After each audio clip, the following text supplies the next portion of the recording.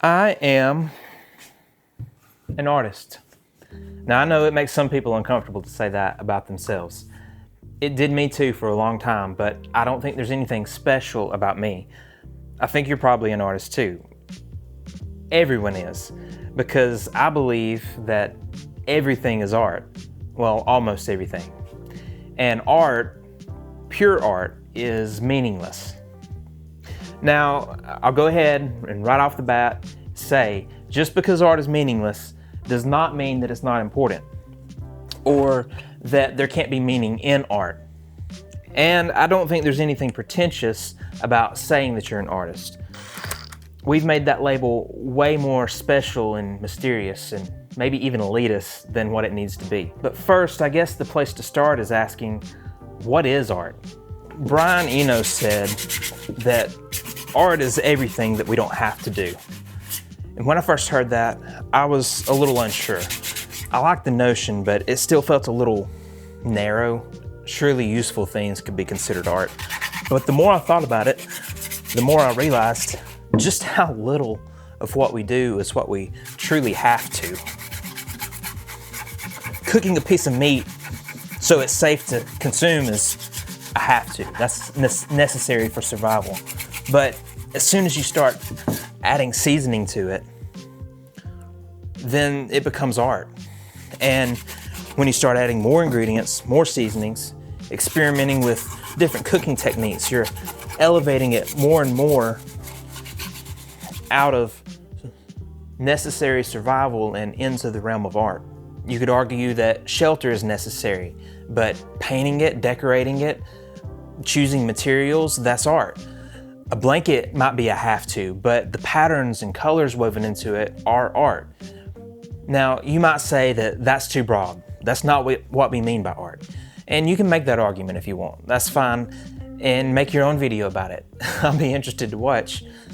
But then you still have the problem of what to call all of this. You can say that's culture or humanity or civilization, but that's kind of my point. Art is human.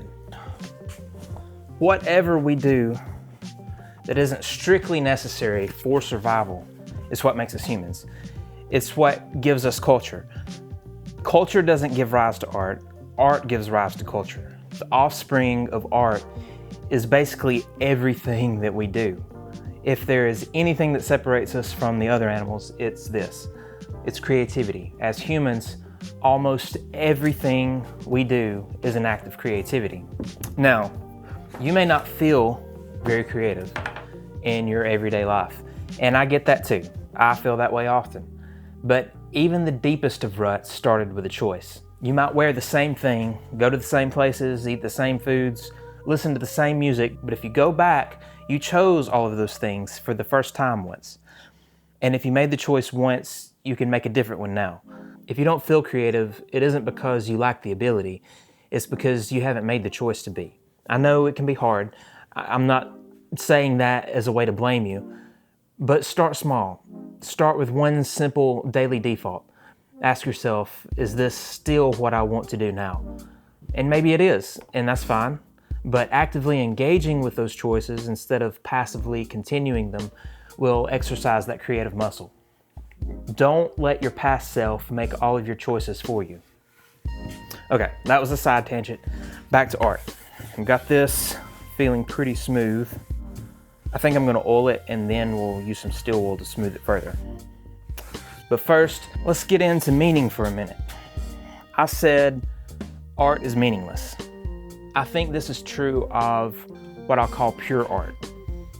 I'm using pure in a metallurgical sense here. Not an ore, not an alloy, but that doesn't make pure art better. It's just a useful term for this discussion. Pure art would be art for its own sake, not serving any function or any purpose, no survival value. But I don't think pure art is possible in the real world. It's just some platonic form.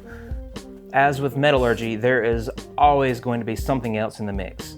That isn't bad, it's just reality. Look what I made. Interesting.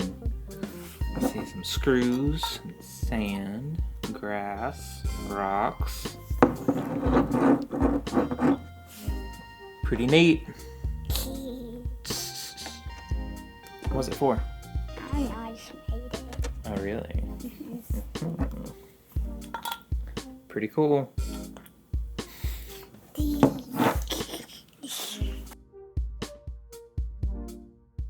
Should you aim for pure art? I don't know. Probably not. Aiming for pure art is kind of like wanting to rid yourself of desire. If you're wanting to rid yourself of it, then you're not free of desire. Basically, all human activity is an alloy, some ratio of pure art to pure survival. And most of what we traditionally call art is art plus.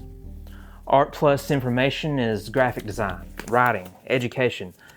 Art plus meaning is symbolism and iconography.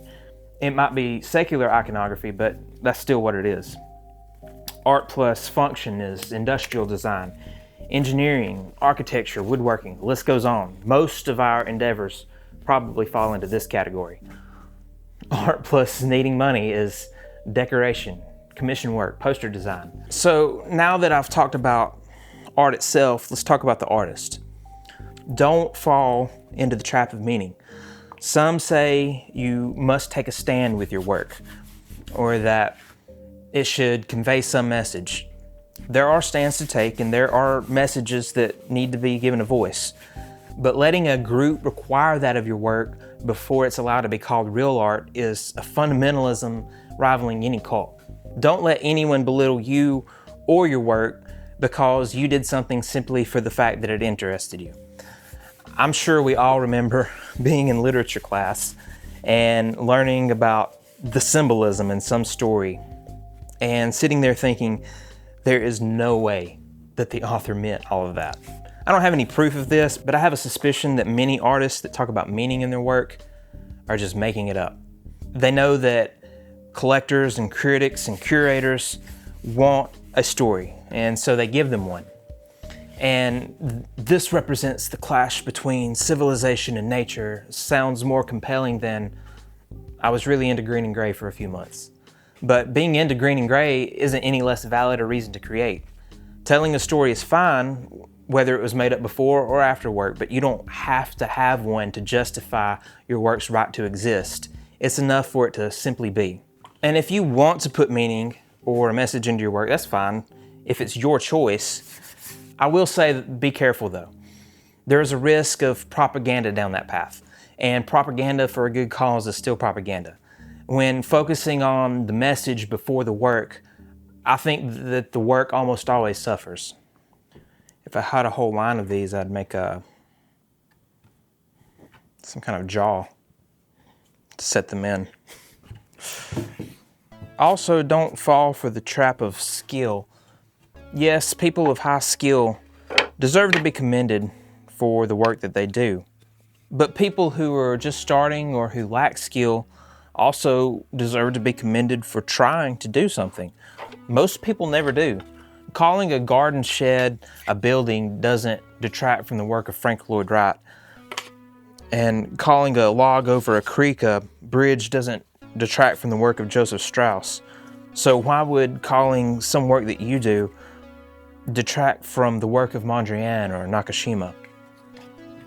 Remember, creating mystery and elitism around what is and isn't art and who is and isn't an artist only feeds insecurity in those who try, or it keeps someone from ever trying at all. I don't know what direction I want to go with this part exactly. Now, somebody might say, well, anyone could have done what you're doing right there. And to that I would say, well, yeah, and I would encourage them to do so, or whatever it is that you find interesting.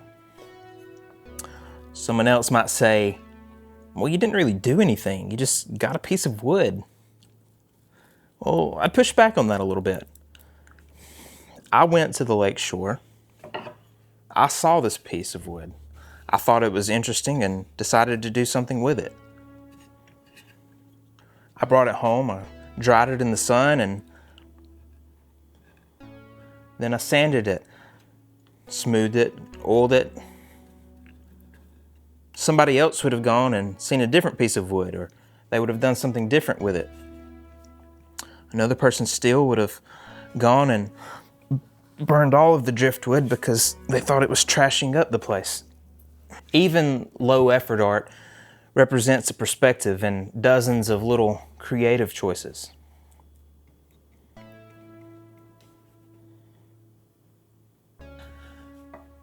I spent a lot of my life thinking that I wasn't an artist and wishing that I was. And I could have made a lot of things in that time if I had just given myself the permission to. So let me encourage you to give yourself the permission. Go make something. You don't need a good reason. Just do it because you want to. It doesn't need to make sense. It just has to be something that you want to see or hear or taste. And if you find meaning in it afterwards, that's great too. But don't make that a prerequisite to start doing something in the first place. I hope you've enjoyed this video. I'm sure a lot of you have much better ideas than I do, so I look forward to hearing them. No idea is so precious that it can't be changed if given a good reason. Thank you for watching, and until next time, thanks for coming by, and I'll see you soon.